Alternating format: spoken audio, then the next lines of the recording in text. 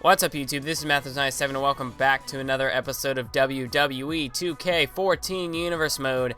This is episode number 49 and we are here with Monday Night Raw. That is right. We're one episode away from episode number 50, which means that the next episode, main event, will be episode number 50. So that is set to be something special. We'll be able to hit the 50 episode mark. I remember in WWE 13 Universe Mode, we made it all the way up to 113 episodes, with Final Destination coming out sometime around the release of this video. But I don't think we're gonna get that far in 2K14. But anyway, let's take a look at the match card. We got Cena, Swagger, 3MB taking on the Wyatt family, R-Truth taking on Zack Ryder, Antonio Cesaro taking on Curtis Axel. In the main event, Stone Cold Steve Austin versus Dean Ambrose, with The Rock and Seth Rollins ringside. So as we can see, 3MB, they defeated Ryback in that handicap match, but unable to get the victory over the Wyatt family here tonight. And Zack Ryder defeats R-Truth. We know that R-Truth wants some retribution from Zack Ryder after, Ryder took him out of action for 6 months or so with that, when he hit him with the car, that drive-by on Monday Night Raw, following Over the Limit. So, R-Truth unable to get the victory. But from what we saw last week, or 2 weeks ago, no, it was last week, when R-Truth attacked The Rock, I don't know, what are R-Truth's plans now that he's returned to the WWE? Who will be his target? Will he go after Zack Ryder, go for some revenge for Ryder sidelining him? Or is he looking to, go after The Rock? Is he looking for a match with The Rock? Or I don't know. What is R-Truth doing? But let's get into the first matchup we're going to play here tonight. This one between John Cena, the former WWE champion, and Jack Swagger, the former United States champion. Now, we know that Jack Swagger held that United States championship since Extreme Rules. He held it from Extreme Rules all the way up until the No Way Out pay-per-view.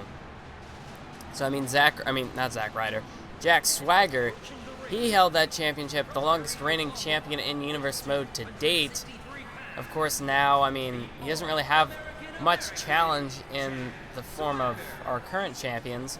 We've got The Undertaker, who won the WWE Championship just recently at No Way Out.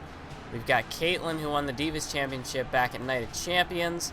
We have Ryback, who won the Intercontinental Championship back at SummerSlam. We've got the Tag Team Champions, the Wyatt family, who won the titles back at No Way Out. And we've got the World Heavyweight Champion, who is Mark Henry, after he defeated Sheamus at No Way Out. So, a lot of the championships have changed hands fairly recently. So, Jack Swagger, that whole reign he had from Extreme Rules to No Way Out, pretty impressive title reign. I think it's going to be a little while before anyone challenges that title reign. The closest would be Ryback when he won the title at SummerSlam. So, we'll see if Ryback can hope to accomplish what Jack Swagger accomplished in terms of title reigns, as far as length goes. But anyways, we can see John Cena takes him down with the belly-to-back amateur wrestling maneuver there. But Jack Swagger now back up to his feet. And the Real American tries to fire back with a punch, but Cena counters. Cena, we know, is going to be going on to Survivor Series to face The Undertaker for the WWE Championship. Of course, Cena cashing in his rematch clause. Will he be successful at the pay-per-view? That is yet to be determined. We'll find that out when the pay-per-view rolls around. And then we've got Jack Swagger here. He's got a rematch clause for the United States Championship, but when will he cash that in? We are yet to find out. But we'll see if he can get a win over John Cena, because if Swagger gets the win over Cena here, I'd say Swagger, he could cash that bad boy in, cash that rematch clause in as soon as possible. Because, if he gets a victory over Cena here, the former WWE champion, imagine the momentum that would give Jack Swagger heading into the next couple of weeks. So I'd have to say, if he can defeat Cena here tonight, he'd want to cash that rematch clause in pretty quickly while he's got momentum on his side. But then again, what is it going to take to defeat John Cena? Because that is no easy task. We'll find that out here tonight. Is Swagger now, can he go the distance? Delivers a couple body punches, one to the face, and now a hip toss, sending John Cena halfway across the ring there. Whereas John Cena, he could use a victory over Swagger here as well. Last week, we know that The Undertaker faced off against CM Punk, and Punk got the victory. So right now, I mean, if Cena could get a victory over Jack Swagger, I'd have to say the momentum is in Cena's corner. So he's going to want to try to get the victory here tonight. But if he loses to Swagger, I don't know. I'd have to say that it doesn't really, I mean, in the long run, he could really use the momentum boost ahead of The Undertaker. But if he loses to Swagger here, he's at about the same pace as The Undertaker is. With Taker, we know he got the win over Kane 2 weeks ago, and then lost to CM Punk last week. So I'd still think it's in both of these men's best interests to get the win here tonight. As we can see, a nice leg drop there by Swagger.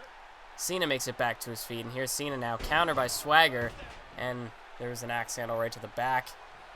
But of course, later on tonight, we know we will see Cesaro taking on Curtis Axel, and the main event, of course, we saw last week, it was Seth Rollins versus The Rock, with Stone Cold and Dean Ambrose at ringside. This week, it is the other way around. It's Stone Cold versus Dean Ambrose with Seth Rollins and The Rock at ringside. Now look at this. John Cena measuring Swagger, 5-knuckle shuffle right to the face of the All-American American, the real American, Jack Swagger. And look at Cena here. He's got Jack Swagger up on his shoulders, looking to put him away here. AA, attitude adjustment, driving Swagger into the mat. 1, 2, 3. John Cena has picked up the victory over Jack Swagger here tonight. Big victory for the former WWE champion. And I'd have to say this gives Cena the edge in momentum heading into the pay-per-view. We'll have to see what goes down next week. But for the moment, John Cena's got the momentum in his corner, in his favor, with this victory over the former United States champion, Jack Swagger. And as for Jack Swagger, well, he's still got that rematch clause, so that's something he's got going for him. But in terms of momentum, Jack Swagger has not been, well, really ever since the Night of Champions and the tag team loss with with Zack Ryder against Tons of Funk, Jack Swagger really has been kind of on this downward spiral in universe mode. I know I use that phrase a lot, but at the moment I can't think of any other way to put it. I mean, Swagger, he's been losing a lot of matches lately, including this one here tonight, including the one at No Way Out for the United States Championship, but he's got that rematch clause, so hopefully he can use that to his advantage, try to get himself back on track. But now it is Cesaro versus Curtis Axel here tonight. The next matchup, number 2 of the 3 on our card here tonight. It is Swiss Superman, the King of Swing, Cesaro, as he will be going one-on-one with Curtis Axel. We know that Cesaro, he's in that United States Championship division as well. Cesaro looking to possibly get himself a title opportunity against the current United States champion, the new United States champion, Roman Reigns. And then we've also got Curtis Axel, who we know will be taking on Daniel Bryan at Survivor Series by order of Paul Heyman. And we do know that if Daniel Bryan defeats Curtis Axel at Survivor Series, then Daniel Bryan will get his matchup with Brock Lesnar. But Paul Heyman did not say when he would get that match with Brock Lesnar, but we do know that Daniel Bryan will be guaranteed a matchup. So we'd have to think whether it would be on Raw or TLC pay-per-view perhaps. When will Daniel Bryan get that matchup? But of course, if he wants the match with Lesnar, he's going to have to defeat Curtis Axel. And Curtis Axel, he's been talking a big game recently. He's been, preaching, not really preaching, but he's been saying how he is better than he was on SmackDown, and that this is the new chapter, the new age for Curtis Axel, and that after he defeats Daniel Bryan, he will go on to challenge for the WWE Championship. Now, whether those are realistic expectations for Curtis Axel, we have yet to find out. But, I mean, Curtis Axel, like I said a couple of weeks ago, ever since he lost to Ryback and lost his career on SmackDown, I mean, who's to say that Curtis Axel hasn't been training this whole time? He hasn't been, preparing himself for this comeback, and he might be better than ever. So Curtis Axel, I mean, we'll have to see if he can live up to the hype that he's built up for himself now. And this matchup against Cesaro could be a taste of what is to come at Survivor Series against Daniel Bryan. Of course, this is a completely different opponent for Curtis Axel to face here tonight. Daniel Bryan, more the high-flying technical submission expert. We've got just a flat-out powerhouse here of Antonio Cesaro as he takes him down with a Michinoku driver. But now look at this, Axel, nice swinging neck breaker, taking down Cesaro. And now look at this, he's got him in the headlock here. Counter by Cesaro, and just going to slam Curtis Axel face first into the mat. And now what is this? Curtis Axel from behind now. Looking to, nope, counter by Cesaro. Nice shot right to the back. And here's Cesaro. Has Axel here, but no, Axel counters now, tripping out the legs of Cesaro. And now maybe looking to work on the leg here. Got him by the foot, the ankle there. And a DDT right to the foot. And now just smashing Cesaro's head off the back of the mat. As now Axel could be starting to gain control in this one. It's been kind of back and forth so far, but Axel now with a nice arm drag, taking Cesaro down to the mat. And now here's Axel. What's he going for? Irish whip, but he pulls him back. And belly to belly, nice move there by Curtis Axel. But Cesaro now back up to his feet. And another swinging neck breaker by Curtis Axel, taking down Cesaro. Cesaro now back up to his feet. But we do know that United States Championship division has been really, it's starting to really develop more than it ever has in Universe mode. The United States Championship, while Jack Swagger held it, true, he did win it at Extreme Rules and defended it at Over the Limit and Capital Punishment, but then at Vengeance, the title was not on the line. At SummerSlam, the title was not on the line. At Night of Champions, the title was not on the line. So, the United States Championship, throughout the in recent memory in Universe mode, has kind of, what's the word I'm looking for? It just kind of diminished. There really weren't really many challengers stepping up to face Jack Swagger. We know Swagger did defeat the likes of Santino Marella to win the title, Dolph Ziggler, Biggie Langston, The Miz, just to name some of the superstars that Jack Swagger did go up against. But in terms of pay-per-view matches, Swagger, for the most part, competed in the tag team title matches in the recent pay-per-views.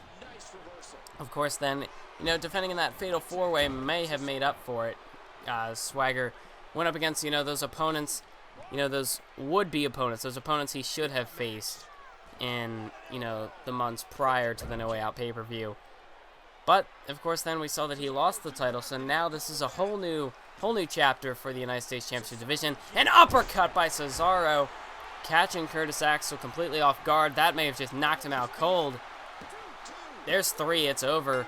Cesaro gets the win over Curtis Axel with that vicious uppercut, just catapulting Curtis Axel up into the air and right down into the uppercut of Cesaro. And Axel, he was not going to come back from that one. Just look at this decapitating uppercut. He just knocked him out cold. Wait a minute, there's Alberto Del Rio. Del Rio from behind now, striking Cesaro with the pipe. What the hell is Del Rio doing out here? We know Del Rio just recently came over to Monday Night Raw following the No Way Out pay-per-view. He was traded for Chris Jericho, as Jericho went over to SmackDown. And Del Rio apparently has some issues with Antonio Cesaro. Whether that's the case or whether he's just out to make a name for himself, out to make an impact here on Monday Night Raw, yet to be determined. But we know Alberto Del Rio, since coming to Monday Night Raw, has been on a bit of a losing streak. He hasn't really made that dominating impact yet on this brand, with losses to guys like CM Punk, Daniel Bryan, Chris Jericho. Alberto Del Rio hasn't had the best track record so far here on Monday Night Raw. We do know that last week it was Cesaro and Curtis Axel in what was supposed to be a tag team matchup against Cesaro and Daniel Bryan, but Cesaro was ejected from the matchup via Paul Heyman, and that made it a handicap matchup, Del Rio and Curtis Axel versus Daniel Bryan, which of course Del Rio and Axel won. It was a handicap matchup. There was no way Daniel Bryan was going to be able to get the win in that situation. And now coming down to the ring, as that was a very poor transition there, but we gotta get moving on to the next topic. We gotta get moving on into this matchup, which is between Dean Ambrose and Stone Cold. And as we've seen, Seth Rollins and The Rock are indeed at ringside. There we can see Stone Cold waiting in the ring as Dean Ambrose, the former WWE champion, makes his slow way to the ring. Dean Ambrose, of course, with this methodical entrance, basically sums up his in-ring ability, basically how he likes to wrestle his matches. He's very methodical, and his entrance definitely supports that. It's just who Dean Ambrose is. But Ambrose, we know he won the WWE Championship back at Capital Punishment, lost it to John Cena at Night of Champ, and what the hell? The Undertaker, for the second week in a row, is out here to watch this matchup. This time, a bit more up close and personal. Looking to take a seat here over by the commentaries at the commentary booth. Remember last week he bought a ticket and sat out with the fans out in the front row, and now he's over here at the commentators table. So Undertaker just, giving that added presence to potentially help out the Shield. As we know, last week Seth Rollins actually got the win over The Rock, and it was a very shocking finish, which ultimately led to R-Truth attacking The Rock with a steel chair, making his return. So, I don't know, it was pretty hectic last week on Rock and Raw. If you missed it, feel free to go check it out. Episode 46 of Universe Mode, the last episode of Monday Night Raw. Anyway, so Undertaker, for the second week in a row, is out here to watch the matchup to try and give the Shield the numbers game advantage once again. We know last week Stone Cold was ejected from ringside, and which ultimately gave the Shield a 3-on-1 sort of advantage over The Rock. While, Undertaker did not physically get involved in the matchup, just, his presence being there could be enough to distract The Rock. And, of course, with Dean Ambrose at ringside as well, Seth Rollins got the victory over The Rock. It was almost unfair advantage for the Shield. It was 3-1 basically once Stone Cold was ejected from ringside.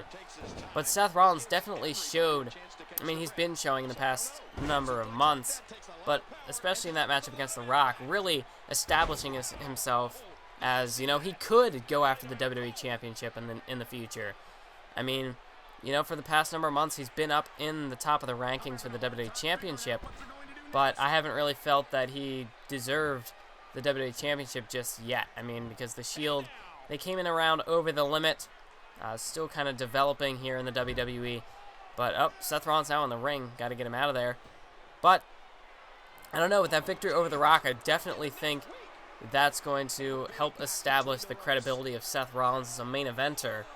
Especially, in a way similar to what the real WWE did with him turning on the Shield. Now, I don't think that's going to happen in this Universe Mode anytime soon. The Shield seem to be doing pretty strong.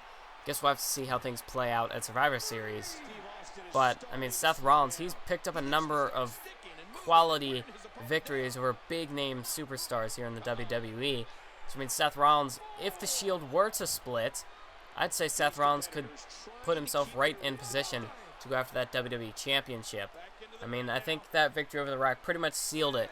That, he is a credible challenger for that WWE Championship.